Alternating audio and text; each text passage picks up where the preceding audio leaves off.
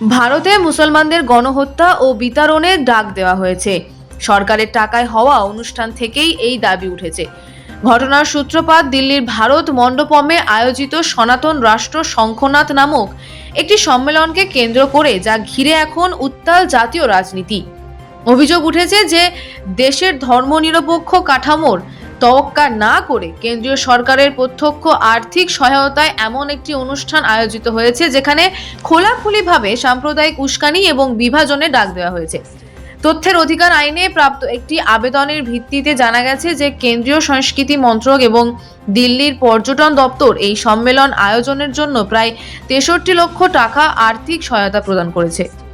ওই মঞ্চ থেকেই ভারতকে একটি হিন্দু রাষ্ট্র হিসেবে গড়ে তোলার আহ্বান জানানো হয়েছে এবং একই সঙ্গে দেশ থেকে মুসলিম বিতাড়নের মতো চরমপন্থী বার্তা ছড়িয়ে দেওয়া হয়েছে।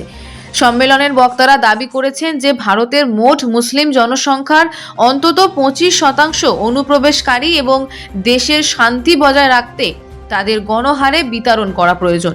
এই অনুষ্ঠানে কেন্দ্রীয় মন্ত্রিসভার একাধিক সদস্য এবং বিজেপি নেতৃত্ব উপস্থিত ছিলেন বলে প্রতিবেদনে দাবি করা হয়েছে। বিশেষ করে গজেন্দ্র সিং শেখাওয়াত এবং শ্রীপাদ নায়কের মতো ব্যক্তিদের উপস্থিতিতে এই ধরনের কট্টরপন্থী আলোচনার অবতারণা করা নিয়ে তৈরি হয়েছে প্রবল আইনি ও নৈতিক বিতর্ক। এই ঘটনার প্রতিক্রিয়া হিসেবে বিরোধীরা সরব হয়েছেন। কংগ্রেস মুখপাত্র রাগিনী নায়েক এবং পশ্চিমবঙ্গের অর্থ প্রতিমন্ত্রী চন্দ্রিমা ভট্টাচার্য এই অর্থ সাহায্যকে সংবিধানের পরিপন্থী ও অপরাধ হিসেবে চিহ্নিত করেছেন।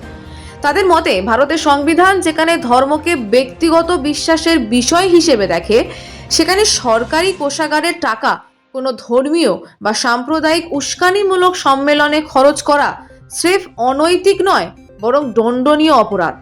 চন্দ্রিমা ভট্টাচার্য সরাসরি প্রশ্ন তুলেছেন যে একজন বিধায়ক বা সাংসদ যদি নিজেদের তহবিল থেকে ধর্মীয় কাজে টাকা দিতে না পারেন, তবে কেন্দ্রীয় সরকার কিভাবে এই কাজ করতে পারে। সমগ্র বিষয়টি এখন একটি বড়সড় রাজনৈতিক বিতর্কের রূপ নিয়েছে। একদিকে যখন বিভাজনের এই রাজনীতি নিয়ে সরকারের কাছে জবাবদিহি চাওয়া হচ্ছে, অন্যদিকে হিন্দু রাষ্ট্র প্রতিষ্ঠার এই প্রকাশ্য দাবি দেশের সংহতি ও ঐক্যকে বড়সড় চ্যালেঞ্জের মুখে দাঁড় করিয়ে দিয়েছে। প্রতিবেদনটি ইঙ্গিত দেয় যে এই ঘটনা আগামী দিনে জাতীয় সংসদেও ঝড়ের সৃষ্টি করতে পারে এবং বিরোধীরা প্রধানমন্ত্রীর কাছ থেকে এই ঘৃণা ভাষণের প্রশ্রয় দেওয়ার বিষয়ে কৈফিয়ত দাবি করবেন।